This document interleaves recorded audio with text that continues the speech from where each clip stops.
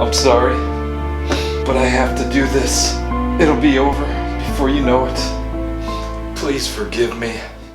Hey guys, Jogo here with Jogo Motorcycle Adventures, and it's that dreaded time of the year again. Some of us have to get our motorcycles ready to store for the winter. It sucks. In this video, I'm going to give you 5 tips for storing your motorcycle this winter.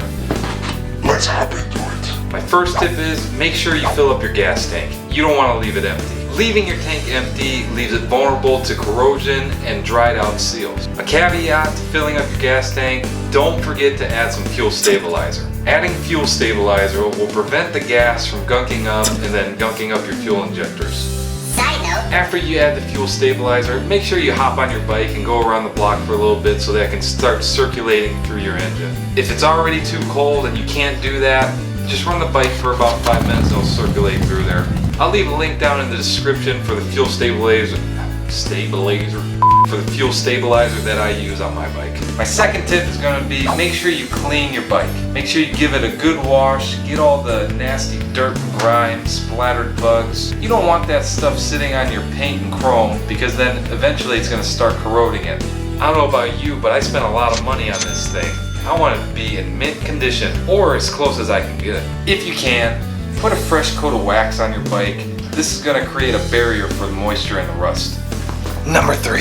My third tip is make sure you connect your bike to a battery tender. This is totally going to save your battery. Not only does it save your battery, but it actually extends the life of your battery. This battery tender is automatically going to keep your battery at a full charge during the winter. If you don't have the luxury of storing your motorcycle in a garage that has power, or you have to store it outside, take your battery out of your bike, bring it inside, and this particular battery tender actually comes with an attachment with the little clamps that you can put on the battery and keep it charged. I'll leave a link down in the description for this battery tender. It's called the Battery Tender Junior. I've been using it for the past, I don't know, maybe 5 years and never let me down. For my fourth tip, change your oil. You're going to want to change your oil and your oil filter at the end of the season, regardless if it's ready for an oil change or not. The reason why you want to do this is because the combustion process produces moisture and acids in the oil. The moisture and the acid is harmful to the engine and it's going to lead to corrosion and rust.